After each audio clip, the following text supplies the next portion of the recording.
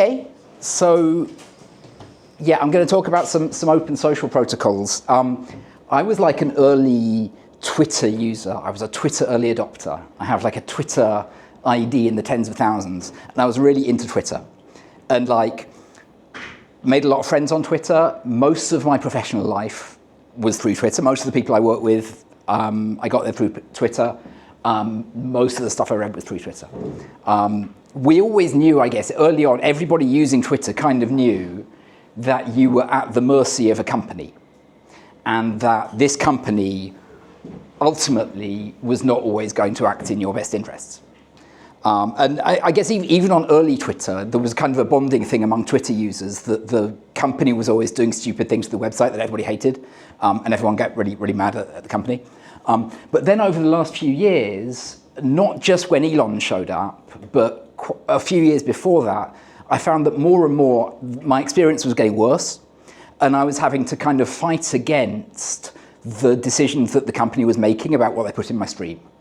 And we saw this not just with Twitter, but almost all of the social network sites, that they've been trying to, especially as interest rates went up and money became more expensive, they've been trying to maximize engagement. So they have to make you mad, right? They have to make you emotional. And what they're trying to do isn't, what they want to show you isn't necessarily what you want to see to be well informed and to have an enjoyable feed.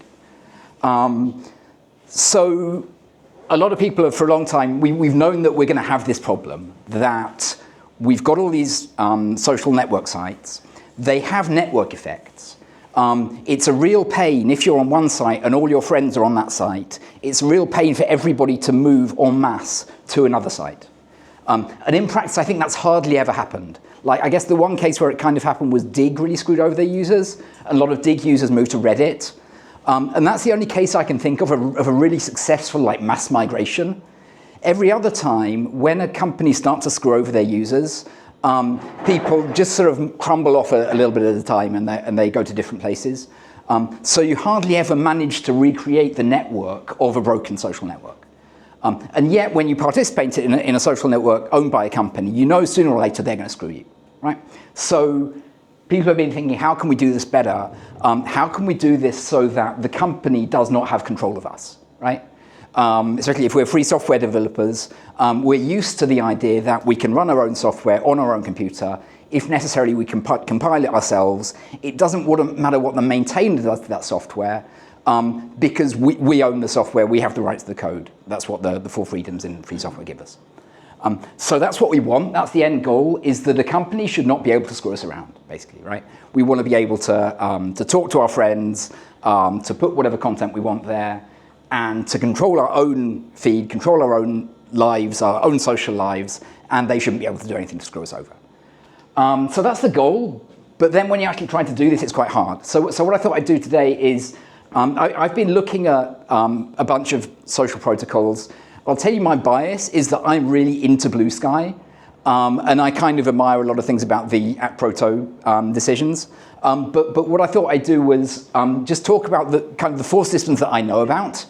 And I'm not mentioning these because they're necessarily the best. Like, I haven't done like an intensive study of like all social network systems.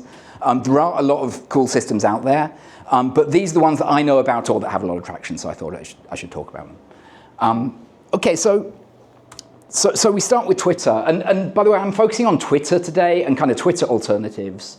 But everything that's true of these systems is also true of really any other kind of open social system, right?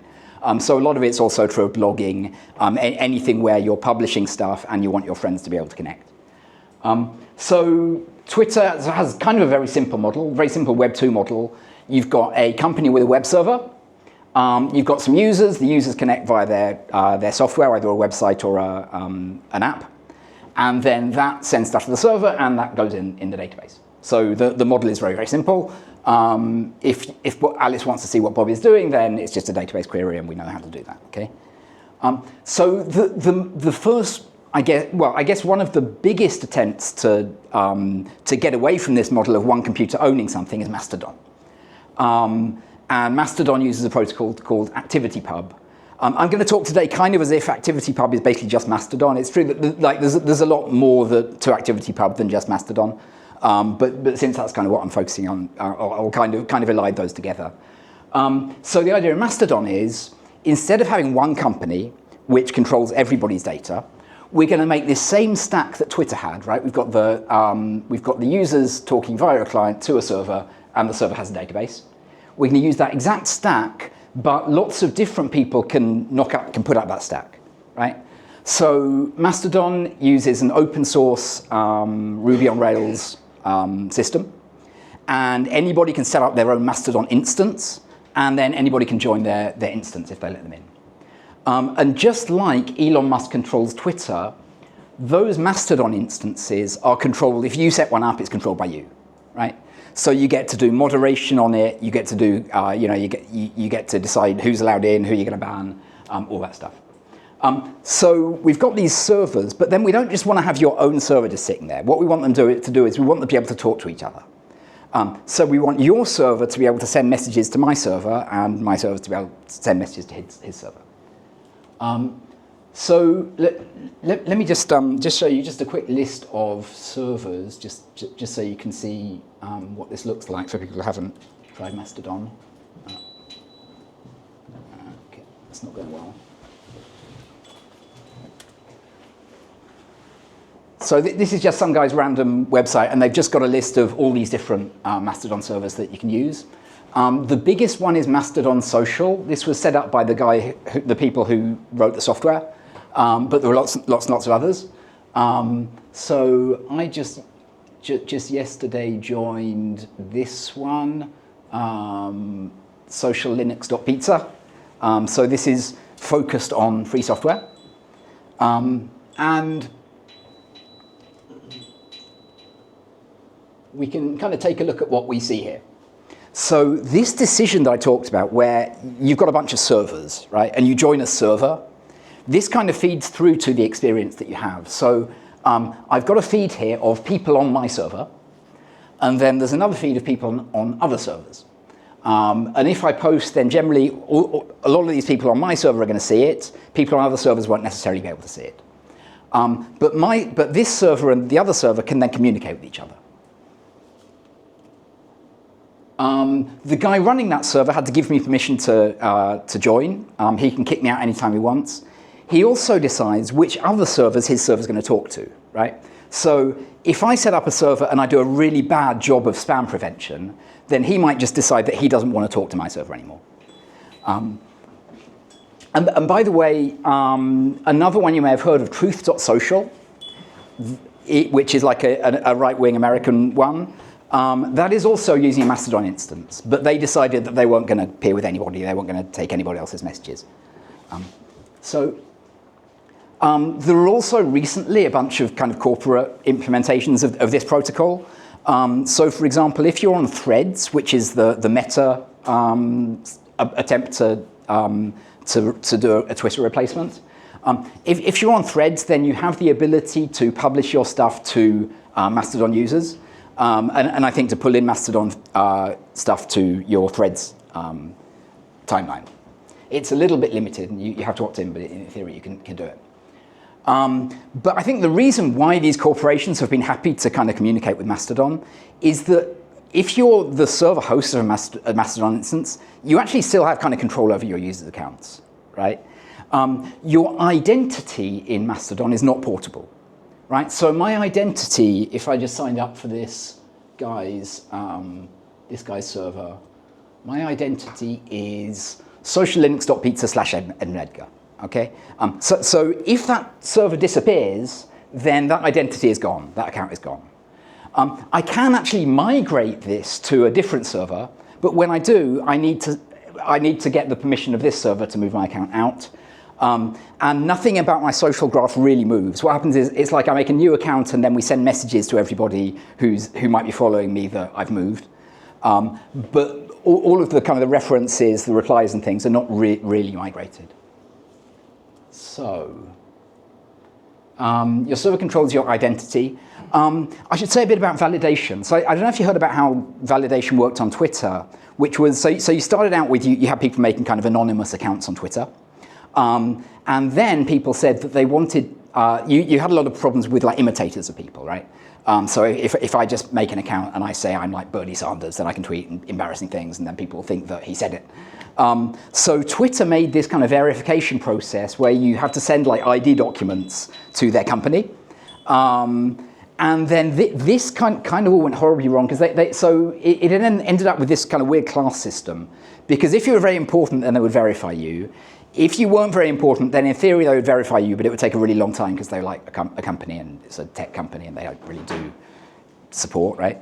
And then if you were like a newspaper journalist, then the newspapers would have a really easy process to verify, because they just say, New York Times would just say to Twitter, hey, this is my new journalist.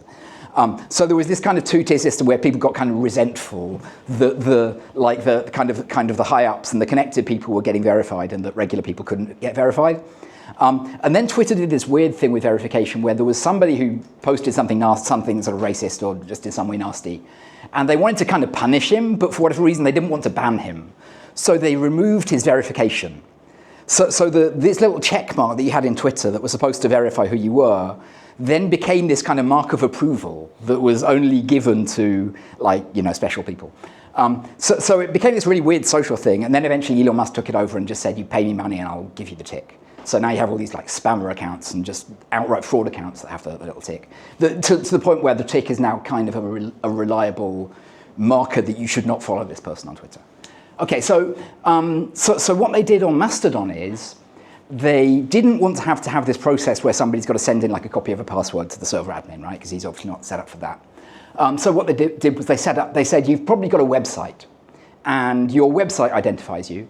And your website already has probably an SSL certificate, which is, so in theory, when you go to a website, you can click on the little padlock and you can find out who the website belongs to.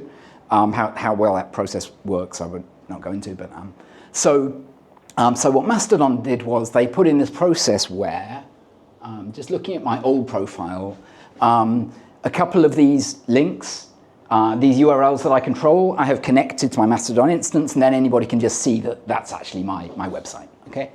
And the way you do this technically is very simple. So for example, this is the EFF page, and they just put in a little link here.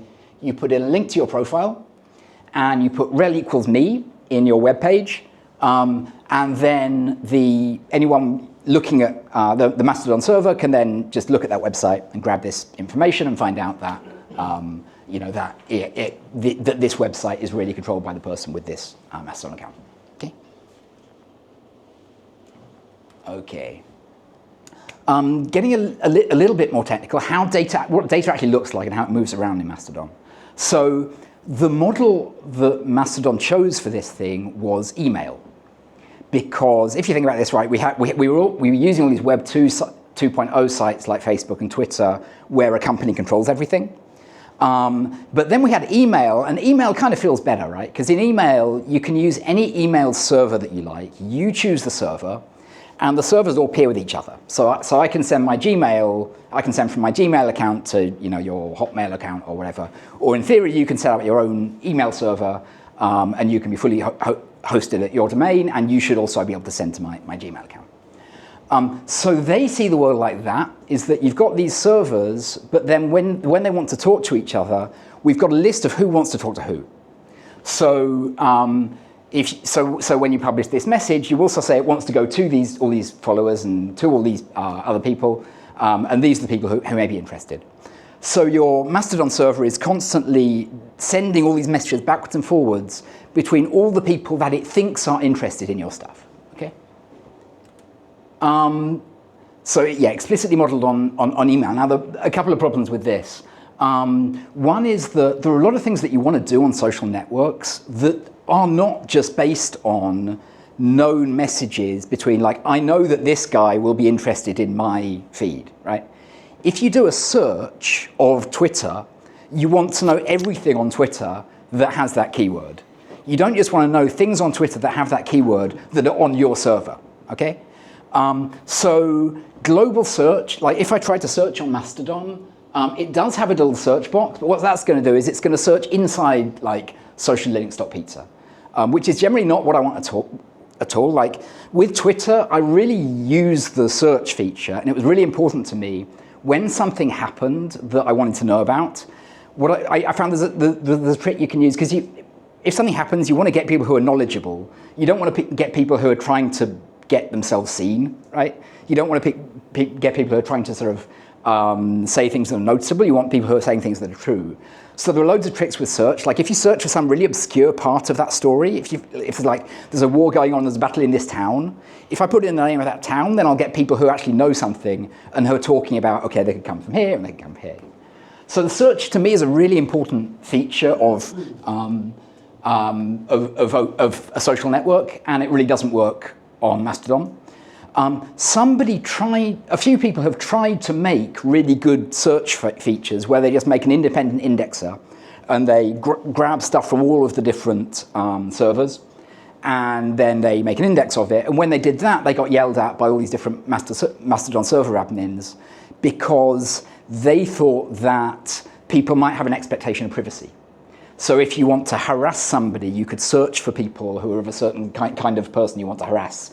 Like search for people matching that profile and then harass them, for example.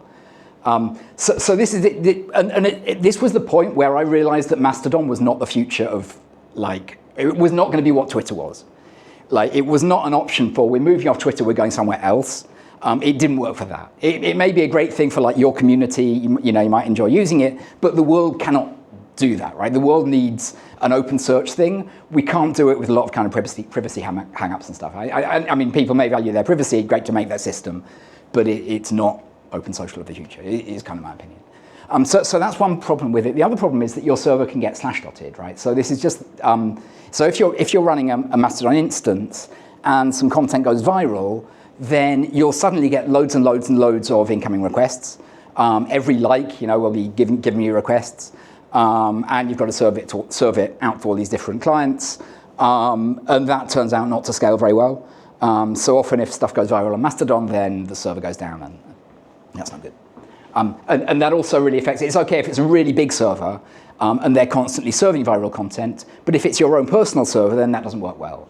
And that's what we were trying to do here, was that we didn't want to just have to be able to use really big servers. So that was Mastodon. So I'm going to move on now to Nostr. Nostr is kind of at the opposite end of the scale.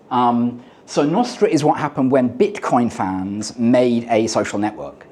And it all feels very, very kind of Bitcoin-y if you guys are familiar with the culture around Bitcoin.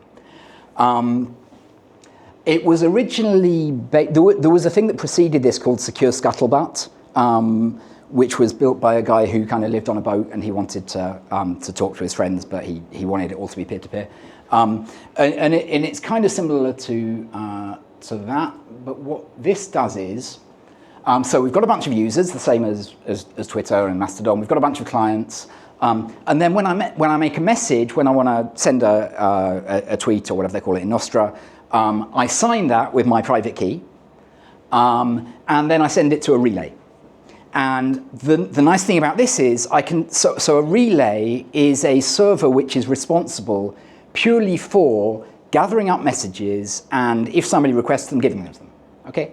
And another, although Nostr is very kind of extreme in sort of decentralization maximalist, they're not trying to be completely peer-to-peer, right? They don't try to say, from my computer to your computer, we're just going to send the messages without a middleman, because that just turns out to be really impractical, especially if you've got devices coming on and off all the time. So everybody involved in any open social system with any traction is in some way using some kind of server to relay messages. But in Mastodon, it's a fairly dumb thing, right? All it's got to do is, I send my message to the relay, you use the same relay and read the message off the relay, and then you can get my tweets.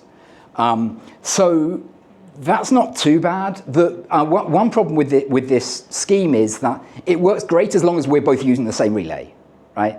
And we can use multiple relays. That's the good thing about it, is if one relay decides, I'm not going to serve messages for this person, I want to censor this person, then you can just send the message to another relay and then people can get it that way. So in that sense, it has quite strong kind of anti-censorship properties. But the problem, but there's this practical problem that if we don't have a relay in common, then I'm not going to see your messages. So yeah, you can choose the relays. The relays don't hold all the messages, so it kind of shards quite naturally like that. You don't need anyone to have one really, really big server, but you do have a practical problem coming out of that. So this is an example of a message in Nostr. So it's got the ID, which almost certainly is just a hash of this content. You've got your public key, which is the key you signed with. So you just give it a timestamp. The kind is always 1, and then your content. You can put in your your hashtags. These are like hashes of the hashtags, and then you put in a cryptographic signature. So all you need is that. If you can see that, and you identified me by my public key, then you know that I've sent this message, and there we go. And you can then pass this on also to anybody else who wants it. Sorry. Yeah. What's the difference between the signature and the ID? Okay, actually, actually, there are, this piece of data, to my mind, has 3 things where it actually only needs 1. So the ID of the message is almost definitely a hash of this, a cryptographic hash of this content. Does that make sense? The public key is the key that signed it. You could probably have got that public key from the signature, actually, which is this function, this feature that ECC Crypto has that they're using. But Satoshi Nakamoto didn't know that.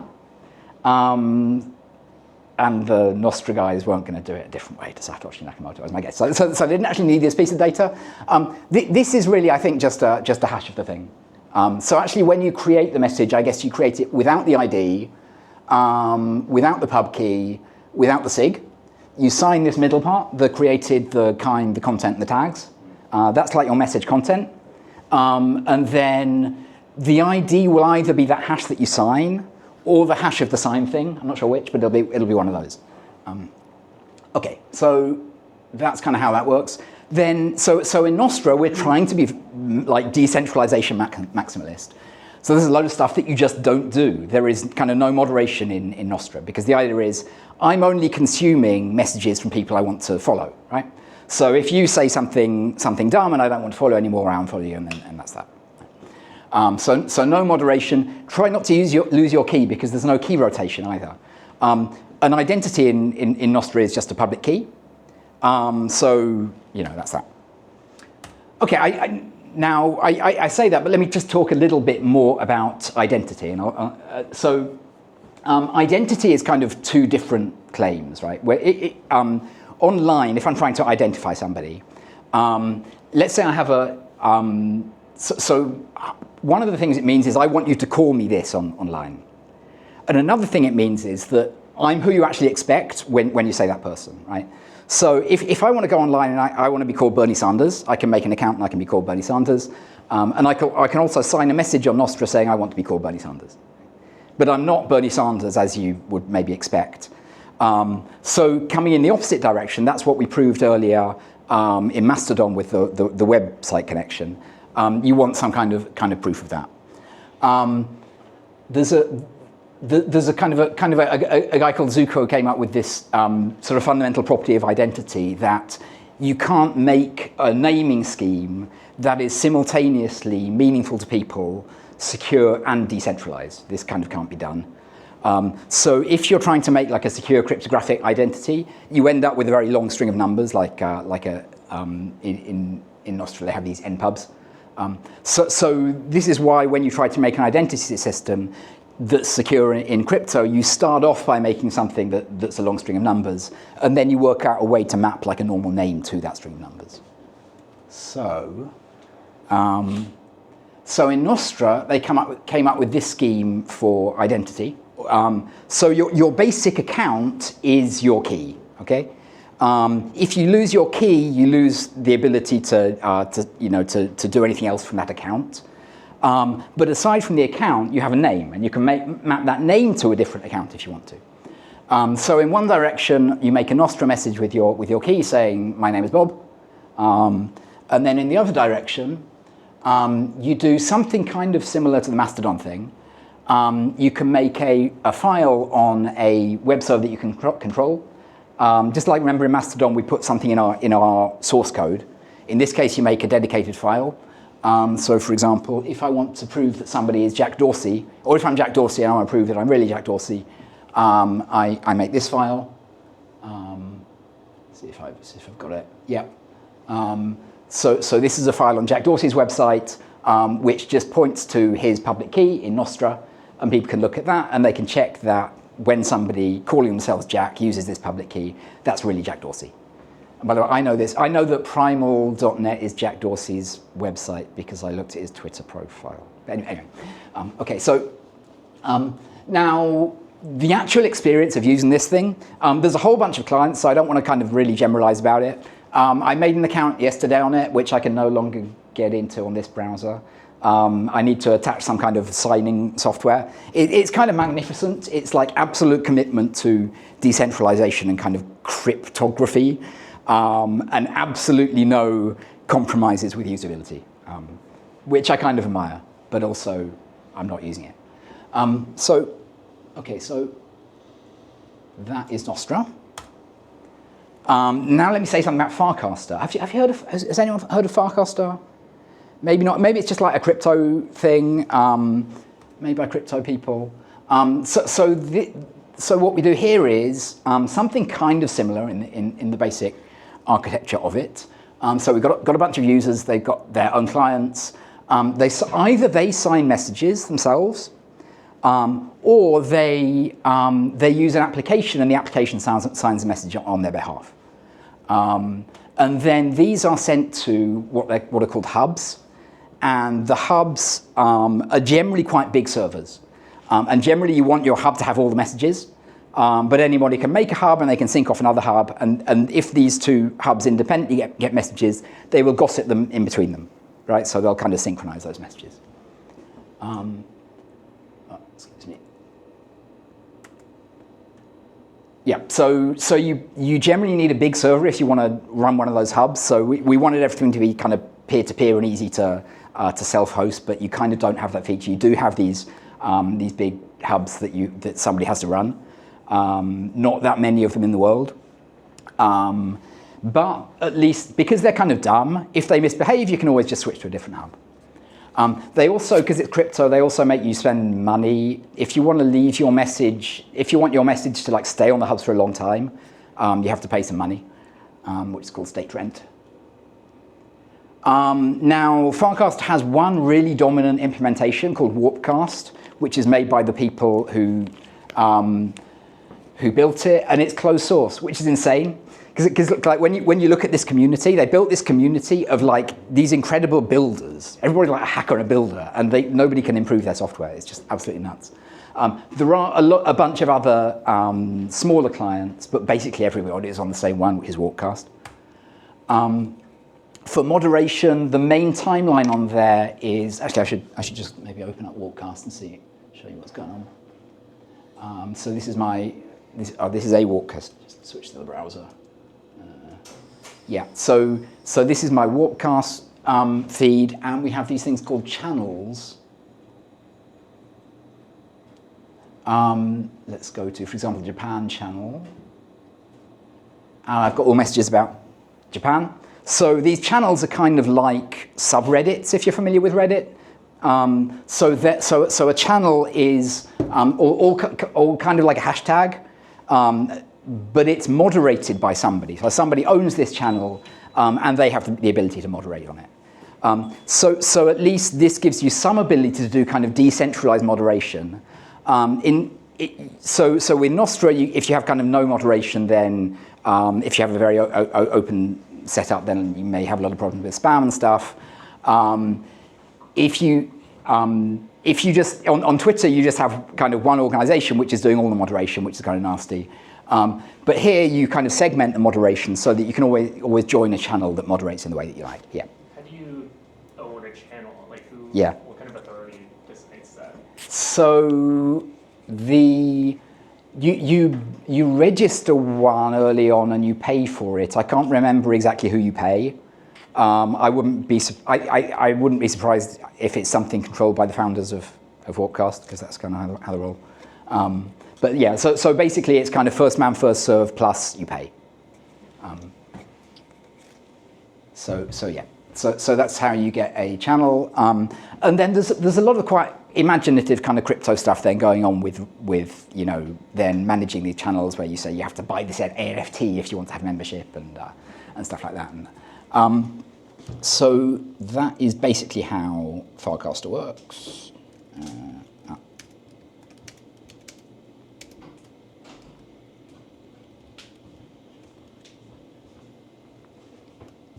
And then I won't talk much about it, but one thing I should mention, they have this cool thing called Frames, which is just a really nice little integration where you can make a little web application. So let's say I want to make like a voting application. You can make a little web application and you can make it display in a little window inside the client. And then you can give it little buttons. And when you press the button, it sends the information about the logged in user to your server. Which is just a really nice way to make really nice little lightweight web applications for various things. So identity, you've got a permanent ID, which is stored on a blockchain, on the optimizing blockchain.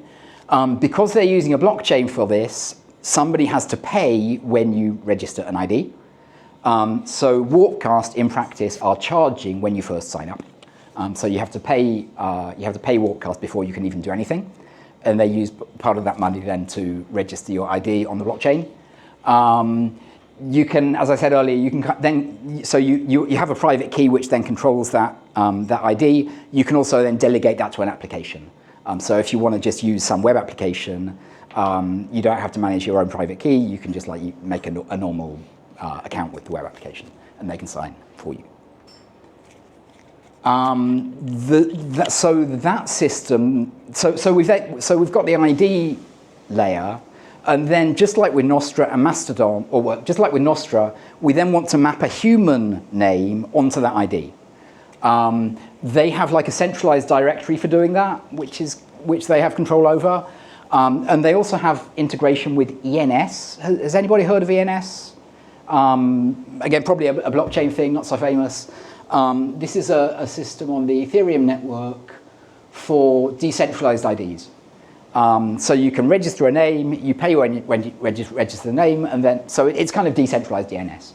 And you can also use this for example, kind of censorship-proof web hosting. So if you're using a domain name, if you're using a regular centralized domain name, then there's a registrar who in theory could take your domain name away from you. And sometimes they accidentally, give them to the wrong person or do something wrong. These are domains that are controlled by a cryptographic key, so that they can't be taken away from you by anybody. And by the way, they also have like decentralized websites. So do you guys know about IPFS? Who's heard of IPFS? Okay, yeah. So about half. So yeah, IPFS is like a peer-to-peer system for like hosting content basically, and addressing content, naming content. So yeah, so you can use ENS with Farcaster, which in theory is completely decentralized. Nobody can take your ENS name away from you, including the people who made Farcaster. Their ENS integration is fairly awful. It has like weird restrictions, like you can't put a dot in it, which means that subdomains don't work, and it has like length restrictions and just stupid things. But in theory, anyway, this does fairly comprehensively solve like the problem of decentralized identity. Okay, finally, going to get to ATProto, which I'm kind of a fan of. Now, let me just talk a little bit about the kind of the history of this project. So Bluesky is like the product right now, and then ATProto is the ATProto is the protocol driving the Bluesky product. But in practice, nearly all of the ATProto is basically Bluesky. It's almost the same.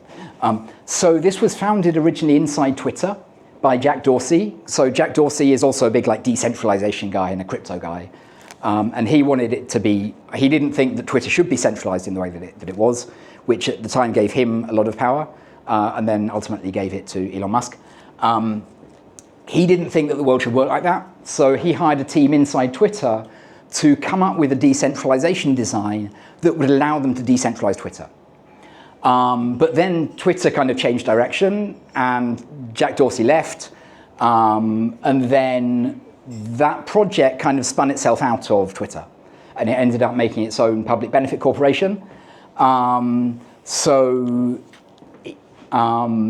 They then created Bluesky. So they designed this protocol, ATProto, and ATProto is designed to be able to run Twitter, right? That's the big kind of fundamental requirement is Twitter has to work in this decentralized system. So it's not like what you could do with Nostr, where you just say, okay, we can't do that in a decentralized way yet, let's not do it. You have to be able to do basically what Twitter can do. So they built this thing, they made a product called Bluesky with it. Then Elon showed up at Twitter, and then at that point there was just this huge energy to get off Twitter. And everybody who didn't like Elon started moving off. A lot of people then moved on to Bluesky. Those same people who didn't like Elon Musk were also generally people who didn't like Jack Dorsey. So they were really mean to Jack Dorsey, and he had a really bad time on Bluesky, and they called him Jack Dorky, and he flounced. And he is no longer connected with Bluesky. He's now just like 100% on Nostr. So Bluesky is now kind of completely independent of Twitter and also of Jack Dorsey, the former Twitter CEO. The slogan of the Bluesky team is, the company is the future adversary, right? So right now we've got this company Bluesky, and Bluesky are running a lot of this infrastructure in practice.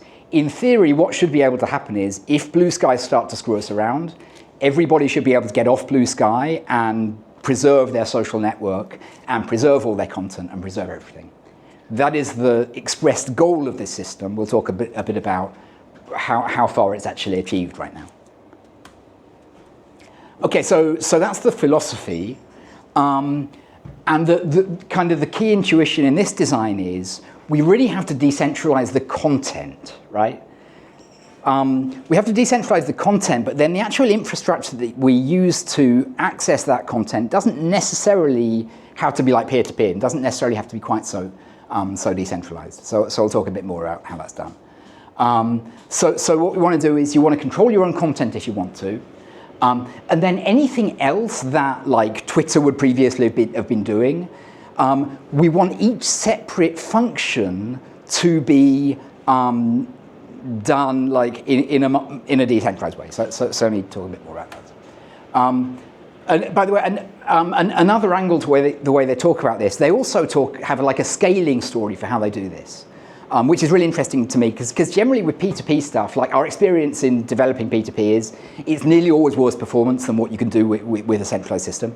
And with a few exceptions, like maybe like pirated software or something, like nearly everything, it's easier to build a functional system with centralization than it is in peer-to-peer.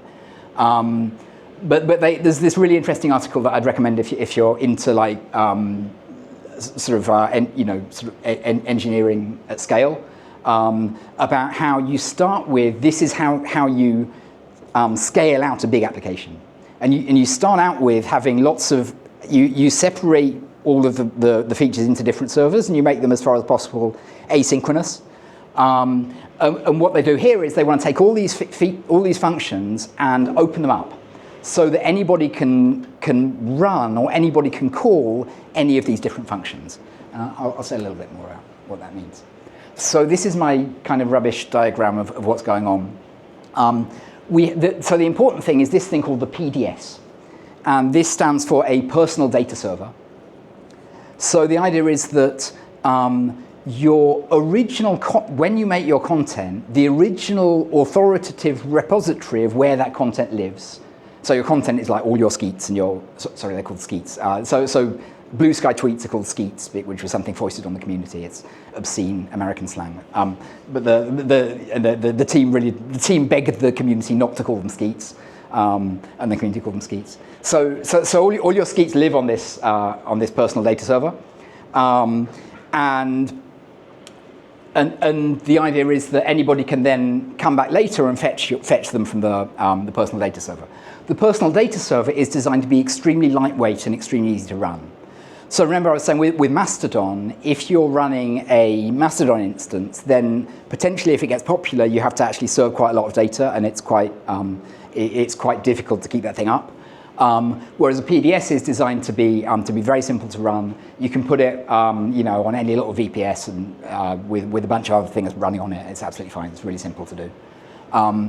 Then what we're going to do is we're going to have a thing called a relay. This is a little bit like the Nostr relays and the hubs in Farcaster.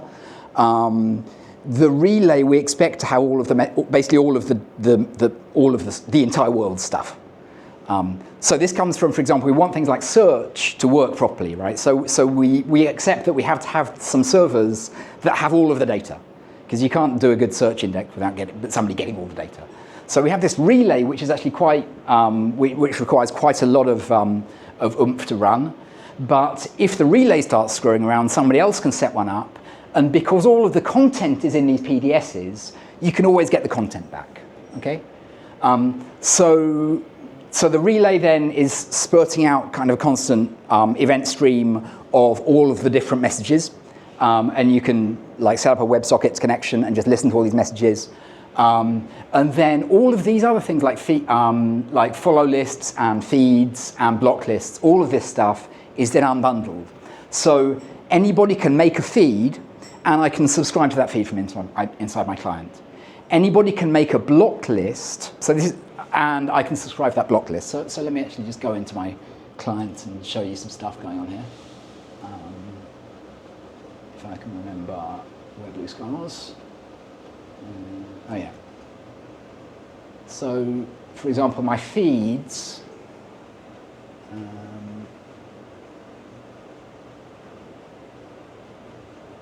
I've got a bunch of different views of the network. Remember, one of the issues in Twitter was you didn't just have your timeline of all the people you were following. You also have the For You tab, right? You have this algorithmically curated list. And if that's done right, it's really useful, right? It's really good to have algorithmically curated lists. But that's used firstly as a source of top-down power. And secondly, it's managed in a way that isn't necessarily what you want. So what you do in Bluesky is you say anybody can make very easily a feed.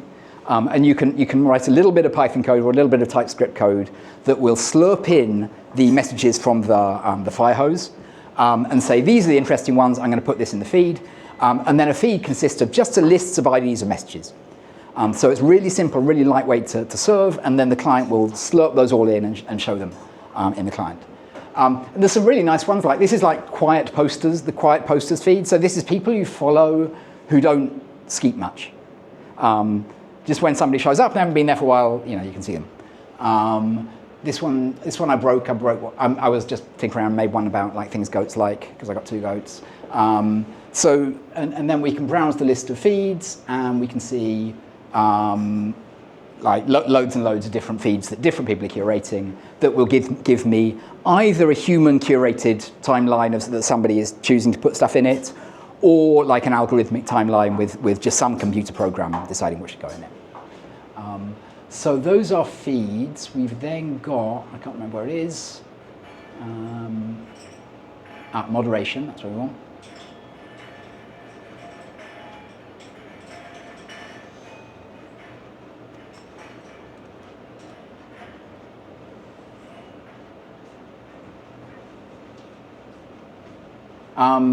Okay, bad example. We've then got moderation lists. So anybody can make a moderation list. So anybody can make a list and say, these are bad posters. These are the people that you don't want to see. And then I can put them in my list, and it will automatically block them. And then we also do the same thing for labeling. So you can just classify a bunch of things. So you could say, these have nudity, or these have furry content, which was a big thing in Big Bluesky early on. Or you could say these are science things. You can just label with whatever you want, and then people can then pull that into their client and do whatever they want with it. So that's the thinking, is that all of the ways that you organize your content should all be unbundled.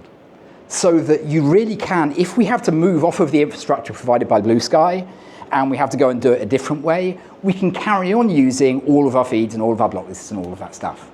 And it also means that everybody else's decisions, that we then have our moderation infrastructure is already working, right? Because that's another thing that you've got to do. If you want to clone Twitter, you also need to somehow clone the moderation team, all this stuff. So we want to decentralize all that stuff from the get-go.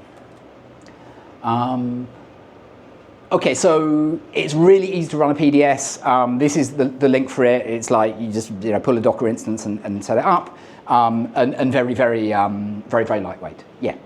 Do the relays talk to each other? I think the strategy is basically not. So instead of having a lot of relays that all sync from each other, I guess the model is more that if you run a different relay because you don't trust that relay, what you want to do is go back to the PDS and get the content straight from the PDS. So, but you could, they're signed messages, so you could get them from another relay. So this wouldn't scale well if there was a lot of relays, because your PDS would have to upload your content to every single relay? Yeah. Okay. Yeah, I think that's right. So the model is not really that everybody like in the perfect, I guess the perfect world of ATProto, everybody runs their PDS and there are only a few relays. Okay. So yeah, and Farcaster also has this system. So the way you avoid that is what Nostr and Mastodon do, where you already have a list of these are the people I want to talk to. And if you do that, then you don't have to scale to the whole world. But then if you don't scale to the whole world, then search goes to shit, so it doesn't work. So it's this thing. For people who are really into data structures, your PDS puts your information in a Merkle tree. It's a special kind of Merkle tree called the Merkle search tree, which is interesting. It's very performant, and you can prove that a message is not in the tree, which is a useful thing. You're able to delete things in your tree, and then you can come up and you can prove that it was deleted without actually looking at it again. You sign only the tip of the tree. So I don't know if remember with Nostr and with Farcaster, each individual message is individually signed. In ATProto, you don't sign each individual message. You put it in a tree, in a data structure, and you sign the very top of that data structure. And you can then make a proof from the message that you didn't sign that the proof belongs to that tree. So the big benefit of this is that it allows you then to rotate your keys meaningfully. If your old key gets compromised, you can then change to a new key, and people can still check the old messages were really signed by you. Whereas if you're doing this with Nostr or Farcaster, once you sign the message, that message is out there and it's kind of permanently attached to you. And if somebody still gets your key, even if after you stop using it, they can then start forwarding messages from you. So yeah, like we were saying earlier, relays need big servers. This is right now, I think, the only thing where the only as a user, if Bluesky just starts playing silly buggers, you at least need somebody to set up some infrastructure before you can keep going. Right? So right now, the only public relay that I can find is operated by Bluesky. Is it still closed source? It's not. No, it's open source, and as I understand it, there are a bunch of people running them privately. It's just that you need a lot of server power to do it. Last I heard it was I haven't checked in a few Less than. I haven't checked in a few months, but last I heard it was still closed source. Less than what? Sorry. Last I heard. Oh, last you heard, yeah. My understanding is that the relay stuff is there are open source relays, and that you can actually run this, and that there are people doing it privately. I may be wrong, but I'm fairly confident about that part. I think the app view part is closed source. Well, I'm sure people have just written their own, but I don't think. Oh, that might be it. That might be it. I don't know. So right now, somebody is trying to set up an organization to run these relays, and as a crypto person, I don't really like the way they go at it. To me, the way you go at this is somebody starts running one, and then they ask for some more money to do it better. And this is happening with a bunch of guys from Mozilla Foundation and shit are all trying to make some huge non-profit, and then they'll run the servers apparently. But anyway, so they're trying to set up some alternatives so that right away you will have public relays that you can use right away. But the current state of it is that basically everybody is relying on Bluesky infrastructure. So if Bluesky went poof, then it's gone. Well, you can make a new one. You can crawl the PDSs again, and you can stand up that relay again, but it won't be there yet. So That's that. So like I was saying, what we're doing is we're unbundling all the different functions. So you can run a feed easily, you can run a label easily, you can do moderation easily. Yeah. So one thing that I noticed is that if you run a PDS and you migrate your account from the main Bluesky server to that, you are unable to migrate it back. And I'm just wondering, is there a technical reason for that? I think that they've now fixed that. That's supposed to be like a temporary step. Oh. It's definitely not like the design, and I think they may have already fixed it. So I think it was just that while they were early on, they were making these things, and they wanted to just avoid messing up their own system, I guess. Yeah, that's the only reason I have yeah. mine on PDS here. Yeah. So okay, so now I'm going to talk about. Oh yeah, sorry. I have a question. Yeah. Could you talk a little bit more about labeling? Labeling. I don't. Like a hashtag? Let me find. I don't actually. So I've never actually done. Labels put in the messages themselves, or where does it live? So I haven't really paid attention to labeling, but just my mental model of what's happening is anybody can. So a label is something that anybody can attach to anybody else's content, right? So I see your. So let's say if I'm labeling goat content. And anything that's to do with goats, I want to label so that people who really love goats can then make a feed consisting in exclusively of goats. People who hate goats can then maybe make it not show goats, or people who aren't sure about goats might have a content warning to say you can have goats on. We'll show the warning first, and then you're going to see a goat. Are you sure you want to proceed? And then you click yes, and we'll show it. So the purpose of a label is just that it allows people to kind of know what they're getting, and anybody can label anybody else's content.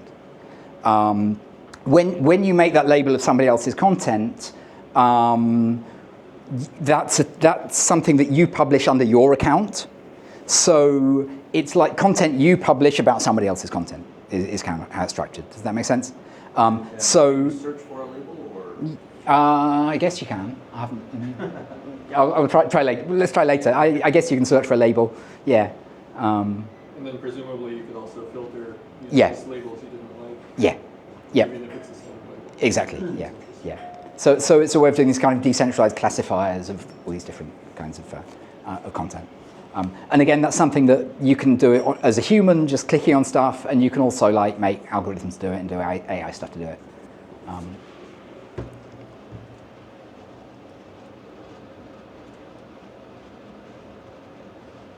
Okay, I don't have to stop for time, do I? Because I didn't think I'd be taking an entire hour, but I am. Actually, it's not much longer. I think we're fine. Yeah, okay. So the final part of Bluesky that's important is the identity part. Because if you can't migrate your identity, then kind of none of it works. And earlier I was saying how Mastodon doesn't really allow you to migrate your identity. It's stuck with the server. You can redirect people. You can make the server help you send redirects, but that's not the same thing. So what we want is a permanent identifier. Like Nostr uses it just the public key, and Farcaster has like an ID on a blockchain. But we want a permanent identifier. There are two standards supported in ATProto. There's did web, which is hardly used really.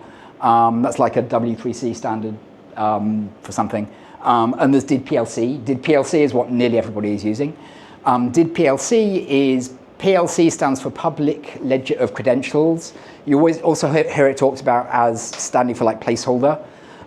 So this is a not sufficiently decentralized system that the designers are aware is not sufficiently decentralized. Let me talk about how it works. So you start with a signed message. You start with, so you can create a did account with a message like this. So what we're going to do is we're going to put in, for example, the name that I want to be used by. We're going to put in some keys that are going to control this identity. And then for ATProto, we're going to put the signing key that we're going to use for ATProto. And we take a hash of that, and the hash of that is your identity. Okay? The hash of the Genesis lock is your identity. Then what happens when we want to change an identity, what you can do is one of those keys that you set in the rotation keys, in the Genesis, you can then sign with that and update it to a new identity, to a new version of the thing, right? So if we go here, we can see like a list of updates. I prefer this when it just shows you the raw data. There we go. We can see a list of updates. So the very first one is my Genesis. And then after that, I signed another one. And when I signed the next one, I used the prev. Where's the prev? Yep. The prev here, the previous update, that's the update that came before, right? So that's the update that made my Genesis update. So it makes this chain where each update is built on a previous update. And partway through, I can change my rotation keys, and then that will change who's got permission to sign the next update. So that means that, so we then submit that. Where's my talk gone? Okay. So the original operation, we made our Genesis, and then we got a hash of it. We can then use our first key, and we can sign that to maybe add another change to 2 different keys. And also we can change which is the PDS that it points to, and what's my username, all that stuff, right? So we can change those keys. After we change those keys, now the third key, because we put it in this update, can then sign this one. There's a slightly quirky thing where if you get your account hacked, you can reverse the previous version within like 72 hours or something with a higher priority key. So if we updated like key 2 and key 3, key 2 might be in like cold storage. It might be like offline or in a bank vault or something. And then key 3 is the one that I use to sign a lot of stuff. And because I'm signing a lot of stuff, it's easy for it to get hacked, because if my computer gets hacked, then it's sitting there online. So in that situation, I go, oh shit, I got hacked, and I can go back and I can go to the bank and get my higher priority key out of storage, and I can sign a new message with that, and that will revert the previous message. So I can do that, but there's a problem with it, which is this is great as long as we know what time everything happened, right? But the problem is that, let's imagine I sign up with Bluesky, I make my account with Bluesky, I get my original rotation key, which is controlled by Bluesky, right? Then I maybe migrate my account off it. I'm then going to manage it myself with my own keys. I don't have to trust Bluesky anymore, hooray. But then Bluesky's still got that original key that they originally made the thing with. So they can then sign a message pretending that it was signed a really long time ago, and they can take the identity back. So this happens because there's no like decentralized timestamping in this system. We have a system that they run that we have to trust to correctly timestamp what is the order of messages. So there's a certain amount of potential for shenanigans where whoever is operating the directory that manages these messages can kind of screw around with your identity. They can't screw around, yeah. Is the opposite also true for personal data stores? Could I generate a message and be like, oh, I wrote this message 3 years ago, you see, I predicted exactly what's going to happen? Oh yeah, you can do that. Yeah, you absolutely can. With your PDS, since that's controlled by you, Right. So you can definitely fake timestamps of your own messages. So anything signed by the PDS is considered kind of a claim by you, right? It's not verified by anybody else. It's just something that you're claiming. So yeah, that's right. And if you wanted to prove that you did something earlier, you'd have to timestamp it a different way, send it to a blockchain or something. Yeah. So we have this kind of fundamental flaw in the PLC system. In general, I mean, it's not like running a centralized database where they could just do anything they wanted. There's a real limit to what kind of shenanigans that they could pull, but they could still pull shenanigans. There's a proposal. So one thing, if you don't like this, I was making a tool and I realized one thing you could do that would avoid this is you could do the Nostr solution. In Nostr, you never rotate your key pair, right? So you could do that. If in your original Genesis update, you just set, like, instead of putting a normal public key, you put like the hash of Jack Dorsey's beard or something, then nobody would ever be able to sign a message that moved that Genesis account. So you would not be a victim of like reorgs by an evil Bluesky operated directory service. But if you want to have rotation of keys, and if you want to be able to update stuff, which you do, then right now the PLC thing is not as resistant to an evil company as we'd like it to be. You can run a mirror of the PLC system. This is really easy to do. So I've got one running. So I have all of the updates to the PLC directory. I can read and load into my own database, and I can check if they do anything weird.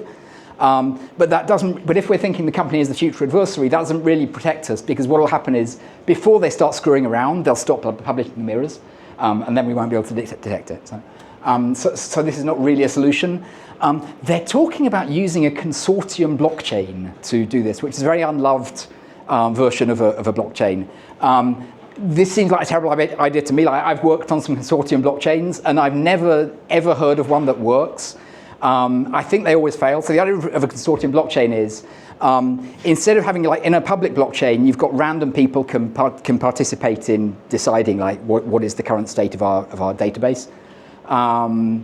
And then you have, like, financial incentives involving, like, cryptocurrencies to then try to keep them honest.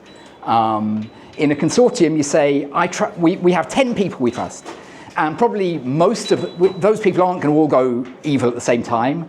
So if we have 10 people, then we can trust, then they can run the chain, and it'll be safe.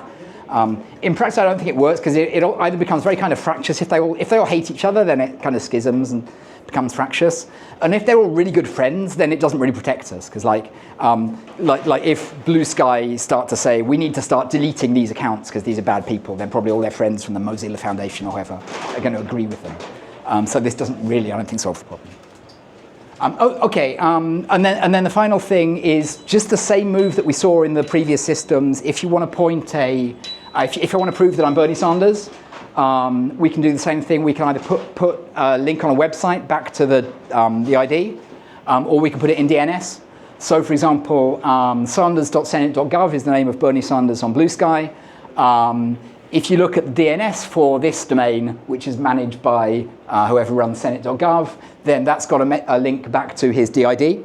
So that allows us to verify the identity in both directions. We've got the DID message saying the person holding this account wants to be known as Bernie Sanders, and we have the message on the Senate website, the US Senate website, saying Bernie Sanders wants to be connected with the person controlling this DID account. Okay, so just kind of wrapping up, is this actually going to work, right? Because what I've talked about is we didn't have any systems that were purely peer-to-peer that couldn't really work properly. It's hard to get good performance that way. We ended up kind of putting some big servers in the system somewhere. If you try to do something without putting big servers in somewhere, what tends to happen is that the market puts them back in. Like, and I think this would happen if everybody was using Nostr. Like right now, Nostr is run by like Bitcoin enthusiast lunatics. So there are lots of different relays, and everybody like runs their own relay.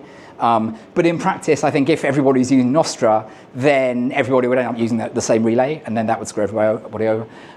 So you end up with this sort of de facto centralization happens anyway. It's only some things just work better centralized. So one example is, for example, spam protection. So if you're trying to identify which are the accounts that are signing up to Bluesky that are bots, right, and that are just going to, shill something or try and trick you into some scam, that's much easier to do if you control the whole stack, right? If you saw what time this guy registered, you saw all the IPs that were coming into your server. That gives you a lot of information that is available to you that wouldn't be available in a completely decentralized system. So I think that part is always going to be worse in a decentralized system than a centralized system. And then a key question for me is who controls the clients, right? And this is particularly my question with Waltcast. Now, and this is where Mastodon is really great. There are loads of Mastodon clients. So not only is like the server, to the extent that trusting a server is okay, we do have lots of servers running, and we do have lots of clients that are connecting to servers. That's working properly. Farcaster, basically everybody is on this one closed source client. So even though we've got this, in theory, I've got my decentralized identity, if this guy called Dan, who runs the Warpcast client, that's the main client of Farcaster, decides he doesn't want to show my content, then I can still censorship resistantly publish it to the internet, but nobody will see it, right? And I could have done that before just typing into my computer in Vim, right? And if I'm not trying to share the information, I just want to write it down. That was a solved problem. The problem is I want to get it in front of people. So if we have a few people controlling the dominant clients, then it doesn't matter how decentralized the rest of the infrastructure is. It doesn't really help, is my take. I mean, in theory, it makes it easier to migrate if you want to, but there's this very serious point of centralization certainly in Farcaster. Bluesky, so some of the infrastructure is Bluesky controlled. The main client is also Bluesky controlled. That's also getting better. But right now, I think, also in Bluesky, all of the PDSs are controlled by Bluesky except a few nuts. So in practice, Bluesky right down does not really have meaningful decentralization. It has a really awesome design, but it's not really meaningfully decentralized. Nostr is the proper thing. There's loads of different clients. It really is decentralized. The UX is awful. So just to wrap up, the way you can approach this, not make features, except that the user experience is going to be a bit nasty. Nostr does, that kind of works. Choose your own dictator model by Mastodon, that also works. I mean, it works really well. It's the real thing. It's not like we're waiting for all these future improvements. It's like the real thing works. It's happening in practice. But the model is that some guy has control of you. And you can choose the guy, but there's still a guy. Farcaster does a thing with a blockchain. The identity part, I think, is quite good. Everything else about it is bad. ATProto has this strategy of unbundle everything, allow some things to be big, but the things that are big should be commoditized. They shouldn't have discretion. And I think this is the right approach, but right now it's not really working as a decentralized system. Okay, that's all I got. Should we do questions or should we? Do some questions. No, I actually have one question. I think this may have already been covered. So on Bluesky, which that's the ATProto protocol, right? Yes. So all your data is in this. What was it called again? The PDS. Yeah. So I was wondering, like, who is hosting that on Bluesky? Yeah. Bluesky is hosting that. So what happens is that so on paper, in the design on paper, anybody hosts a PDS, right? So I have one. But in practice, whenever you sign up for Bluesky, you get a hosted PDS run by Bluesky.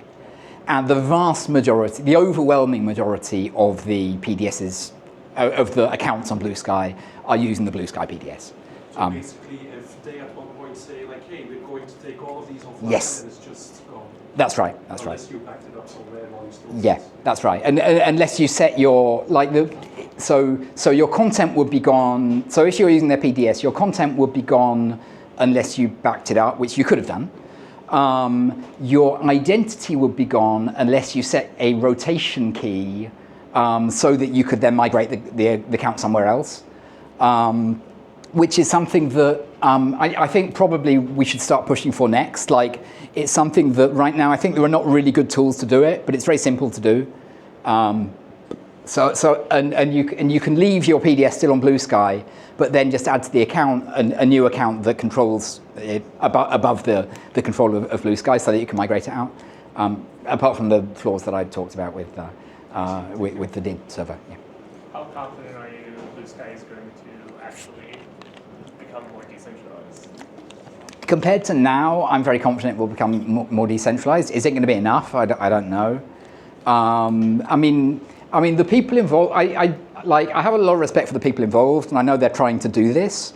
This weird thing has happened to them where they were trying to do this kind of fairly small-scale trial of their protocol, and then Elon showed up, and they were just hit by this massive bus of just like millions of users just showing up, and it's been incredible how well it scaled. It's really interesting maybe to read that article I put about turning the data center inside out.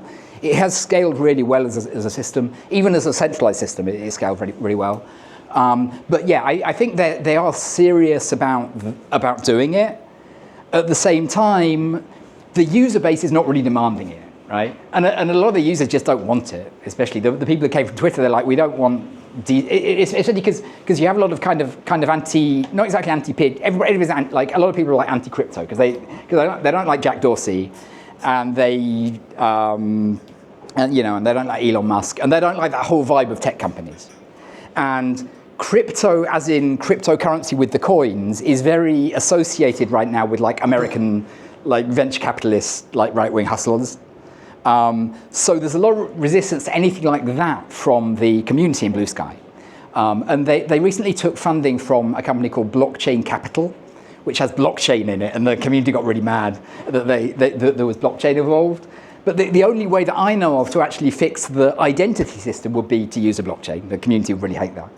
And then, at least the users are not really giving an incentive to the developers to do it. So one thing that I think could happen is that we end up kind of schisming with maybe Bluesky ends up going evil, and then some of the people do manage to move off to a decentralized thing, and then we finally have a decentralized thing, but it's not Bluesky. But then you have the whole problem of...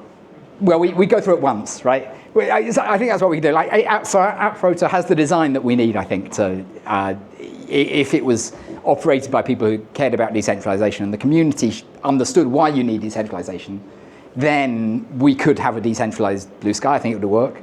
The question is really whether we can get from where we are to there in a straight line, and I don't know. You mentioned that between two clients, there can be multiple relays, and the relay hold a message for a while. But if I wanted to get another message from another client a long time ago, how can I do that? So this depends on which system. So in ATProto, so for Bluesky, I think that they call it a relay, but it's actually holding all the messages. If it didn't have the message, then the PDS that originally created the message should still have it. So somebody can always get that message from the PDS. So that's ATProto. In Nostr, if no relay has the message, I don't think you're ever going to get it unless it's retransmitted by the person who originally had it. In Farcaster, the relay will either drop it in a fairly short time, or the hub, it's called in Farcaster, will either drop it in a fairly short time, or if you pay money, it will keep it. So in Farcaster, if you keep paying money, you can keep your content live on those hubs. And then in Mastodon, if you're on the same server, then it just always sits there. So this doesn't really come up. Yeah. Okay, anything else? Have you heard of Simplex? Simplex, no. It's Jack Dorsey's funding it. Mm-hmm. But it's not really a Twitter competitor at all. It's more of a private message competitor. But it has a lot of similar ideas in it. It's ID-less is the main thing that they go for. It solves the relay problem. Nice. Do you know how? It's just open source, so you can set up your own relay. Okay, yeah. And each relay can act as a client if it wants to, so Yeah. you can talk to every relay. Yeah.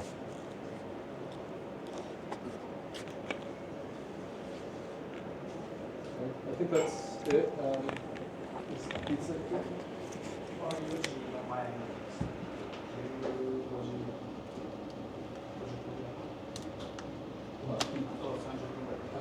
So pizza is going to come in about 30 minutes, I guess.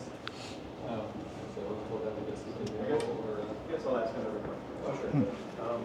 So you set up your own Bluesky server. I forget what you call them. The PDS. PDS. It's publicly accessible. Yep. And have you monitored the activity for anything interesting going on? No, I haven't really looked at how it was used actually. But yeah, it's publicly accessible. And so you think people are accessible? Well, the model of Bluesky is that generally you only expect it to be accessed by the relay. So the relay grabs the messages off it, and then the client gets the stuff via an application from the relay. So you only really expect it to be accessed by relays. I haven't actually looked at it to see whether there's only the one Bluesky relay talking to it, or whether everybody is grabbing stuff from it, or what.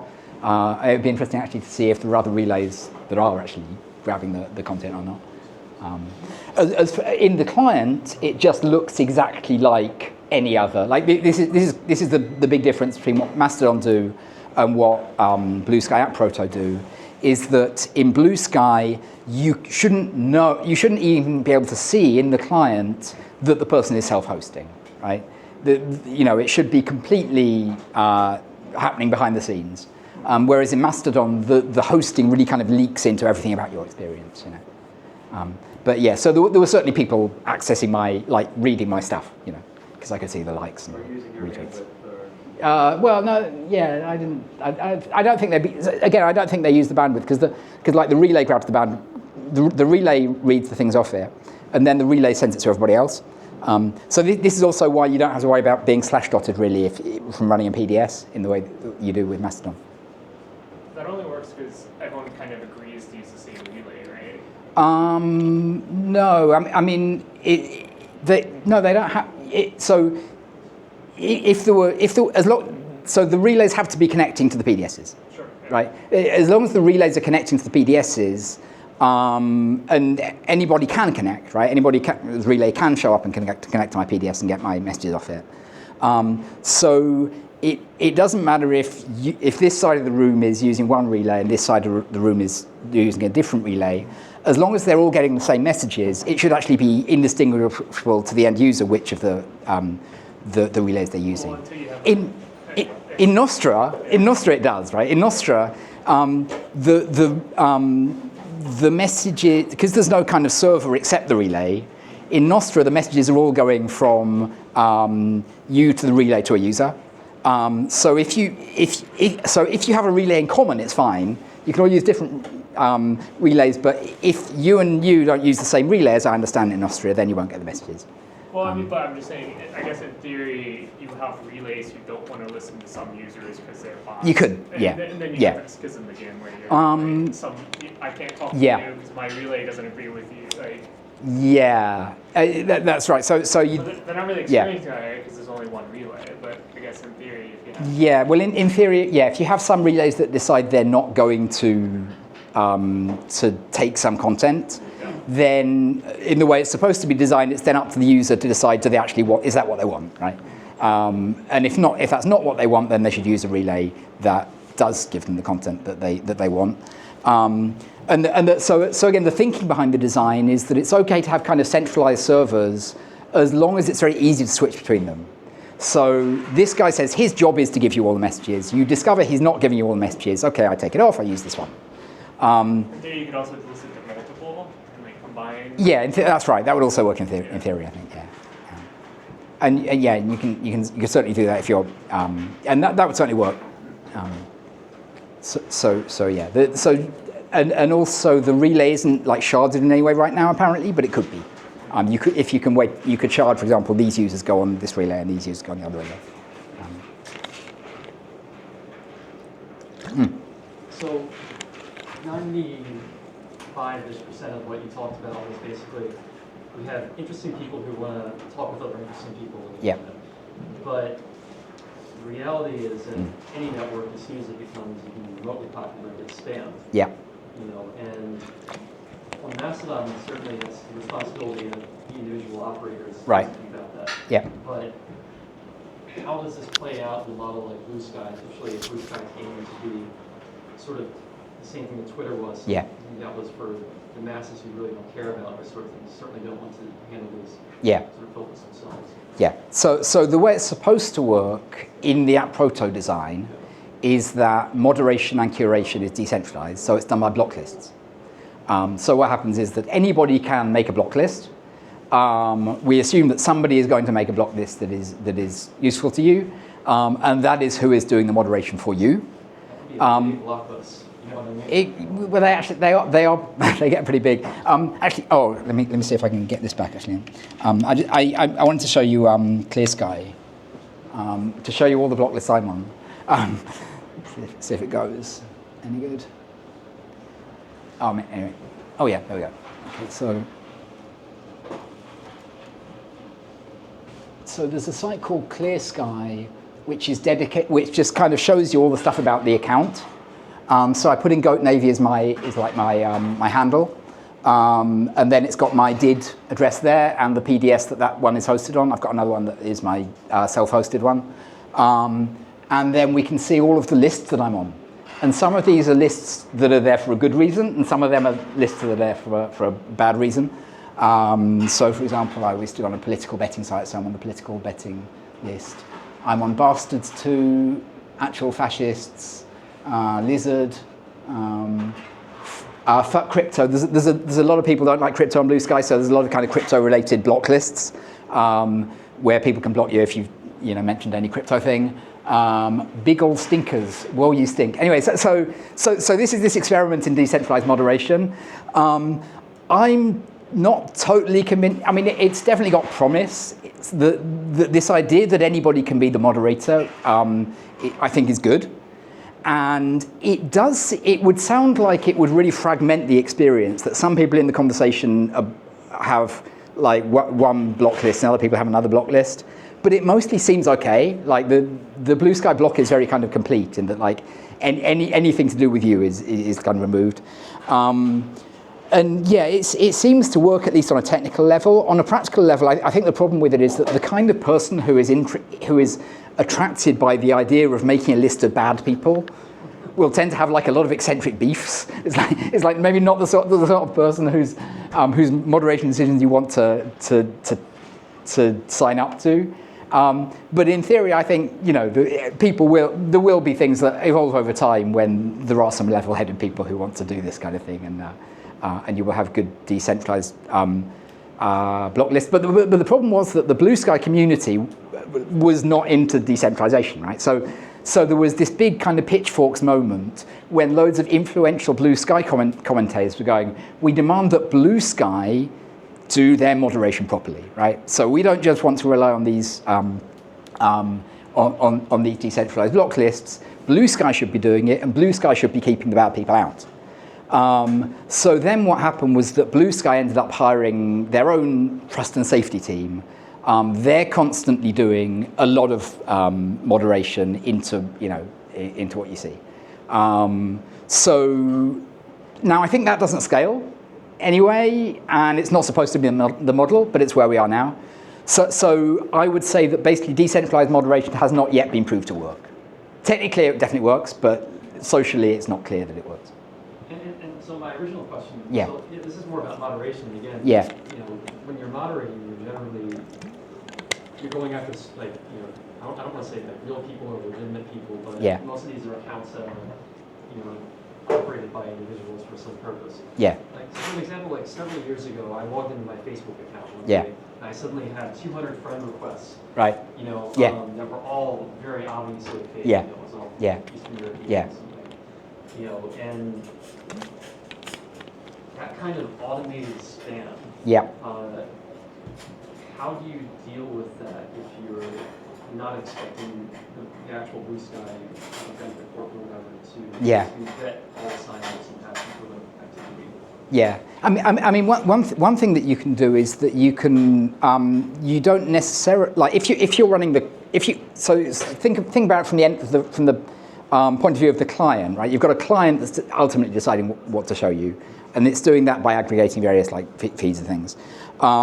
Your client could decide, for example, that a new account isn't going to go in your feed yet, right? And so if a new account doesn't go in your feed, and then we can wait a little bit and we can see if it gets onto the moderation lists. We can then exclude it that way, for example. You don't know how dedicated spammers are, believe me.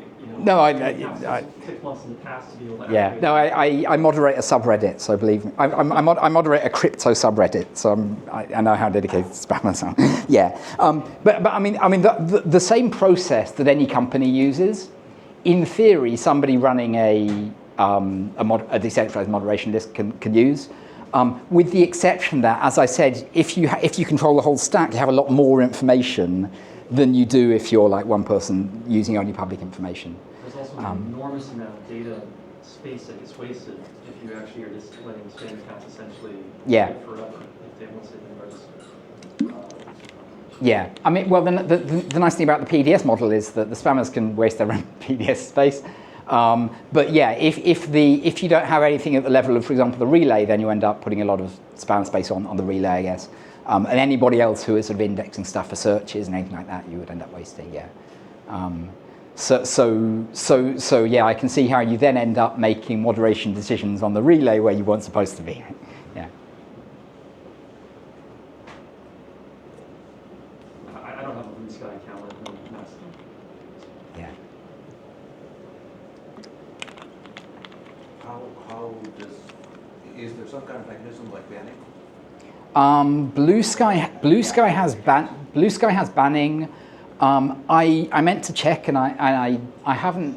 I forgot to check. I think that you should not be banned from the directory, so your ID should remain. If you're blacklisted by Bluesky, then I think basically they will. I don't know if they will stop putting you on the relay. They will certainly stop getting you through to the client. But the mechanism is supposed to be the block lists. What's their policy like for that? What do you have to do to get banned? To get banned, I'm not sure. I think. It seems like it would have to be fairly extreme. Yeah. Given their base. Given their, yeah, well, it's tricky because they're like so they're people who came from like crypto and P2P tech, but then with a community of kind of. At least the English speakers are kind of liberals who came from Twitter because they're annoyed at Elon Musk. Not necessarily the global community, because like it has these. It's always weird with the social network because you kind of feel like you think that you get the vibe with that network, but then like Brazilian people came for a different reason, right? Because Twitter got shut down in Brazil, and then like Japan has a completely different Japanese. Bluesky has a really different vibes, but I mean, but sorry. So yeah, what the community, or the vocal people of the community have tended to want, is to be very kind of intolerant of intolerance, if that makes sense. I mean, woke would be like to be anti-trans people, for example. Yeah. So a lot of these lists are from followers. So they'll say if you follow some. So it's a very quick way to make a big block list is if you here's a bad person. Anybody who follows the bad person is also a bad person. And like I just have this reflex, not even a policy. I just have this reflex. If I see like a pylon of a person, everybody's saying block this person. And I don't know who it is. I'll just follow the person. That's just I don't know.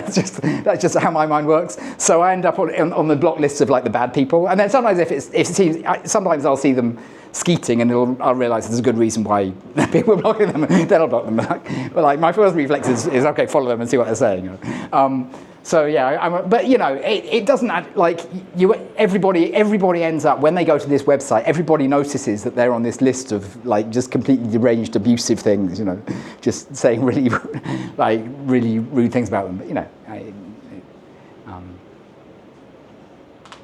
But yeah, but I just don't know whether this really does work socially. In practice, I just think it hasn't been proved. I think labelers works. Labelers works really well. The difference is that people don't want to be blocked, but they do want to be labelled. So you kind of try to make your I don't know. But yeah, I think labelling will generally work pretty well.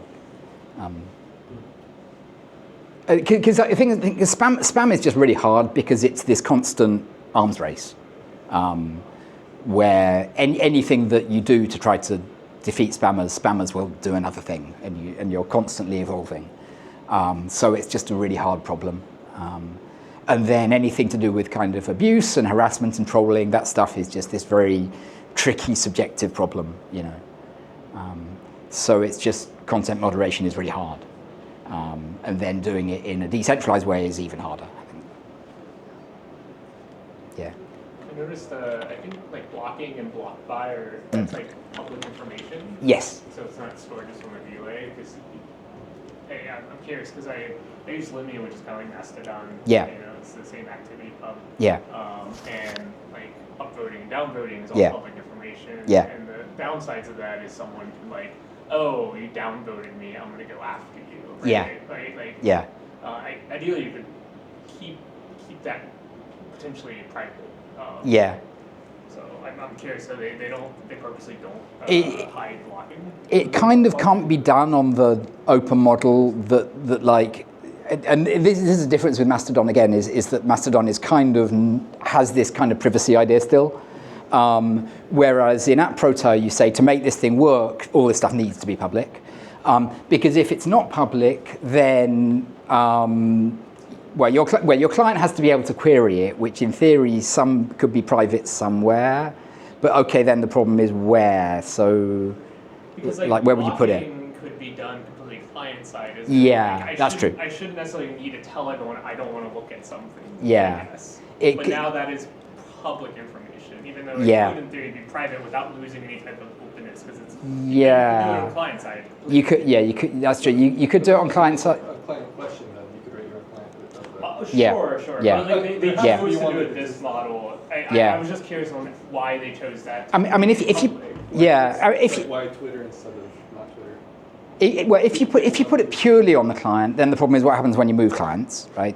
So that's no good. So you need to put it somewhere. If you put it on your PDS, then it doesn't fit in with the general model, which is that everything on the PDS is public. If it's not the PDS, there's nowhere else that. Now, I guess in theory you could make something on the PDS that was private, and then you can't. Presumably, you can't get it through the relay because that's also supposed to be public. So you have to go straight to the PDS. You have to be authenticated with the PDS, which I think is not in the current model. Like generally, the PDS should serve anybody. So there's a lot of kind of stuff that doesn't fit neatly. At the same time, it should be within the realm of technical possibility. Yeah, if you, essentially, like you could block someone who's very toxic. And Yeah. a toxic person could see that you block them, and then Yeah. Yeah. Like blocking in theory should be like, I just don't want to see your information. I don't Yeah. want to like signal you that I don't want to see your Yeah. information, Yeah. which could end Yeah. up being. The other benefit to it being public is that I said earlier that anybody can make a feed. Yeah. So if you're making a feed for somebody, then it's useful information to know who they're blocking. So there is a trade-off there, just in functionality between. I mean, I understand like the lists being public information. So Yeah. Like share. Who, Yeah. Like that makes complete sense. Yeah. I actually like Yeah. that aspect. But Yeah. like if you personally don't want to see some information. But also if you're making like an algorithmic feed, then I might be interested to know you didn't like this guy, so I'm not going to show you this other guy either, you know? Sure. So yeah, it's always trade-offs, but yeah. You could make multiple profiles, one publishes lists, and then you use those lists without Yeah. necessarily. Yeah. Nice.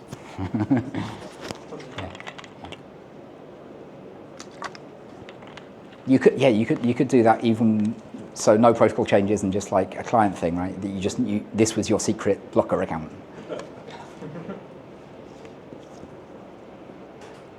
Okay. Anything else? Oh yeah. Can you tell me an interesting fact about goats? An interesting fact about goats. I can tell you. I have this whole feed is mostly facts about goats. Goats love miso soup. Absolutely love miso soup. Yeah. Yeah. Do you want some more? I got so many. How many? Do you want? If you follow goat.navy, it's not all goat. It's actually a little. Maybe you'll be a little bit disappointed by the lack of goat posting on goat.navy, but there is a certain amount. Are there any goats in the sea? Any goats in the sea? On Goat.navy? Oh, so they can swim. So I just chose the .navy because I just looked for like a goat and then put the available top-level domains. I just wanted like a short top-level domain. So I got goat.navy. But it turned out, I learned afterwards from Wikipedia, that there are a lot of like it's often like a mascot of like of the navy or the ship, because at sea people would take goats on long voyages because they have very good balance. They're not going to like fall into the sea. They will eat anything, and then you can get milk and stuff from them. And that's one of the reasons, like, a lot of islands have a lot of goats, and they also have, like, goat cuisine. Often, like, Okinawa has a lot of, like, goat cuisine. People will go there with their goats on the ship, and then once they get to land, they can just release the goats to run around and graze, and then some of them they fail to collect to take back to the boat, so you get all these goat populations on all these different islands. On the Senkaku Island, just doing goat facts for another hour. It's like, on the Senkaku Islands, they have goats that were brought by ultra-nationalists. So the Senkaku Islands, this disputed little, tiny little like territories, little rock between Japan and China. And the Chinese think it belongs to Japan, and it's administered by Japan. And the Americans don't have a policy on who owns it, but they think that Japan administers it, and they'll go to war with China if China tries to take it. So Japanese ultranationalists wanted to like kind of settle this bit of rock. And there was nothing there. There were no animals or anything, so they took a bunch of goats and they released them. And then the goats caused just environmental devastation to this island. But I don't see the logic. But For the ultranationalists. yeah, why Ju- does it ju- go prove that it's Japanese? Oh, it proves that it's inhabited and it's doing something. It's not just like a bit of rock in the sea. Well, it's inhabited, but By goats. yeah, they're not Japanese people. But I mean, compared to a rock, an actual island with goats is, I don't know. I don't know, you have to ask them. But But yeah, I mean, like China could say those are Chinese goats. they're Chinese, yeah, they could bring their own goats. The go for is up again. I don't know, geopolitics is complicated, what can I say?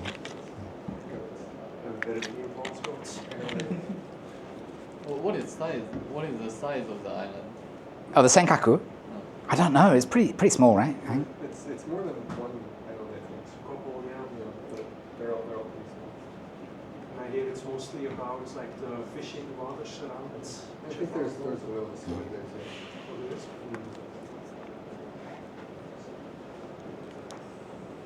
Okay, should we wrap up there? Thank you for the talk. Thanks for having me, everyone.